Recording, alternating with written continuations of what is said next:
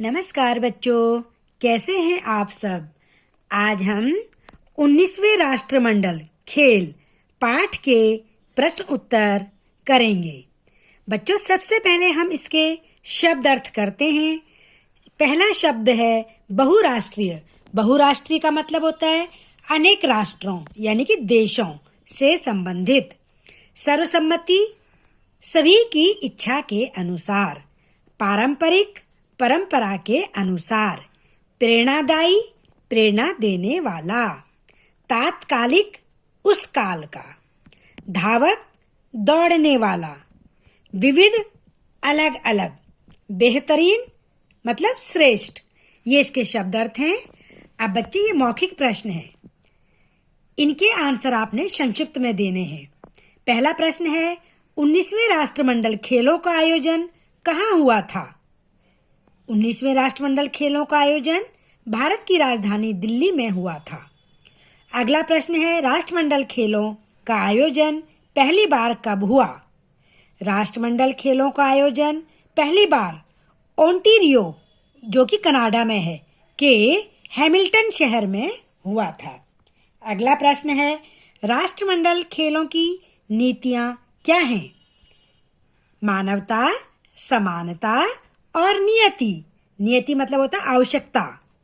अगला है, 19वें राष्ट्रमंडल खेलों के प्रतीक का नाम क्या था। 19वें राष्ट्रमंडल खेलों के प्रतीक का नाम शेरा था।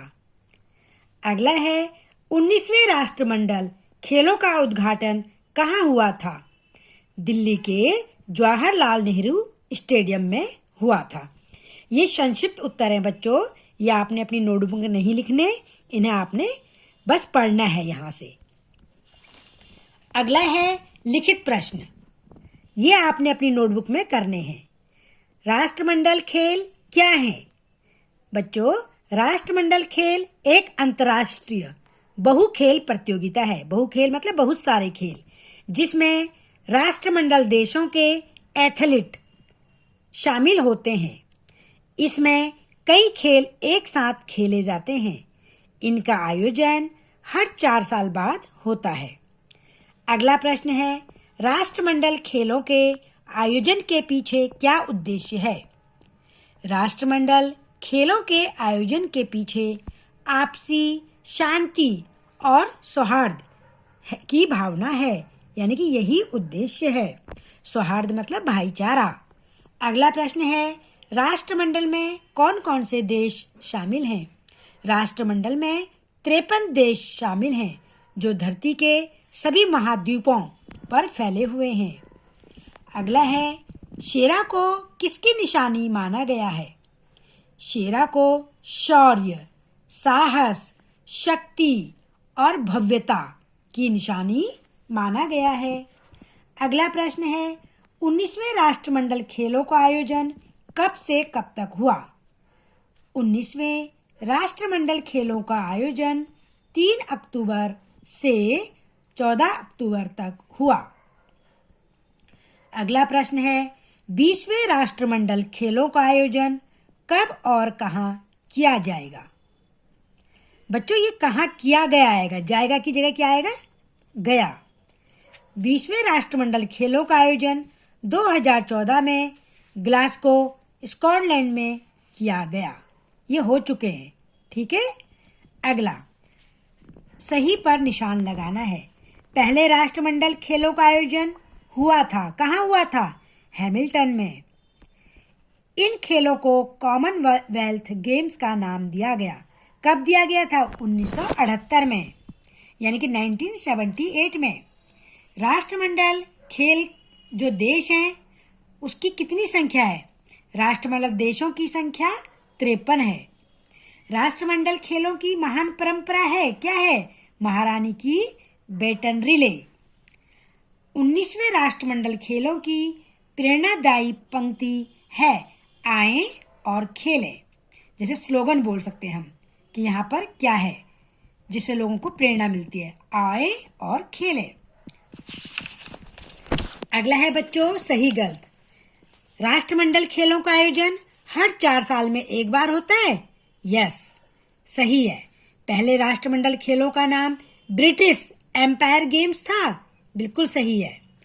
क्रिकेट राष्ट्रमंडल खेलों का हिस्सा है? नहीं। राष्ट्रमंडल खेलों का एक निश्चित प्रतीक है? नहीं, हर बार चेंज होता है ना। 19वें राष्ट्रमंडल खेलों का लोगो चक्र था? यस। 19वें खेलों का उद्घाटन इंदिरा गांधी स्टेडियम में किया गया था? नहीं। इन खेलों में भारत का अब तक का सबसे बेहतरीन प्रदर्शन रहा? यस। अगला है रिक्त स्थान। राष्ट्रमंडल खेलों के आयोजन का विचार एशली कपूर नामक एक भारतीय का था। बच्चों, ये भारत का रहने वाला था, भारतीय। पहले राष्ट्रमंडल खेलों में 11 देशों तथा 400 खिलाड़ियों ने भाग लिया था। राष्ट्रमंडल का निर्माण ब्रिटेन ने किया। सन 1950 के बाद रिले की शुरुआत हुई। आयोजक देश अपने मुताबिक खेलों का प्रतीक चुनते हैं। शेरा का पदार्पण मेलबर्न राष्ट्रमंडल खेलों के समापन समारोह में हुआ। अब अगला है बच्चों भाषा की बातें, यानी कि ये वाक्यांश दिए हैं, एक शब्द लिखना है। अनेक राष्ट्रों से संबंधित, बहुराष्ट्रीय, सभी की इच्छा के अनुसार, सर्वसम्मति, 7 रंगों वाला, सतरंगा, प्रेरणा देने वाली, प्रेरणादायक, विधि के अनुसार, विधिवत या वैध। ठीक है बच्चों। अब आगे देखो, पाठ में आए व्यक्तिवाचक संज्ञा शब्द छांट कर लिखो। आपको पता है संज्ञा क्या होती है? किसी व्यक्ति, वस्तु, स्थान, भाव के नाम को संज्ञा कहते हैं। तो इसमें आपने सिर्फ व्यक्ति, जो व्यक्तिवाचक संज्ञा है उनको बताना है। देखो, Ashley Cooper, Britain, Bharat, Tejendra Khanna, Hamilton शहर, Buckingham place, Jawaharlal Nehru stadium, Glasgow, ये सब नाम हैं, इसलिए ये व्यक्तिवाचक संज्ञा है। बच्चों, विशेषण क्या होता है? जो संज्ञा शब्द या सर्वनाम शब्द की विशेषता बताता है।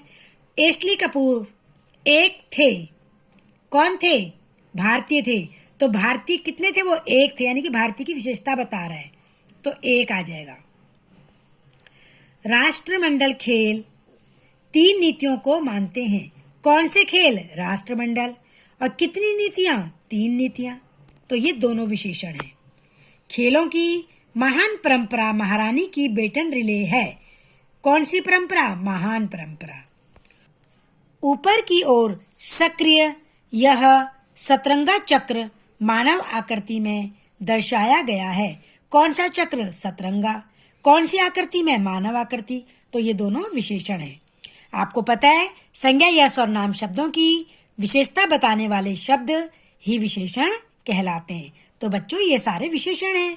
अब आगे देखिए, निम्नलिखित शब्दों की संधि करिए। ये संधि है, इनको तोड़ा हुआ है, इसको एक साथ करना है, मिलाना है। ठीक है, एक शब्द लिखना है। तो देखिए, राष्ट्रमंडल, यानी कि राष्ट्र प्लस मंडल, राष्ट्रमंडल। अब राज और नेता, राज अलग शब्द है, नेता अलग शब्द है, दोनों को मिला करके क्या बन गया? राजनेता। ऐसी मानव अलग है, अधिकार अलग है, दोनों को मिला के क्या बन जाएगा? मानवाधिकार। अगला है शुभ आरंभ। शुभ अलग शब्द है, आरंभ अलग है, दोनों को मिला करके कैसे लिखेंगे? शुभारंभ। क्या बोलेंगे? शुभारंभ। अब गर्व अलग शब्द है, उन्नति अलग शब्द है, दोनों को मिला के कैसे लिखेंगे? गर्वान्वित। क्या बोलेंगे? गर्वान्वित। आगे देखिए, भार उत्तोलन। भार अलग शब्द है, उत्तोलन अलग शब्द है, तो क्या बोलेंगे? भारोत्तोलन। क्या बोलेंगे? भारोत्तोलन।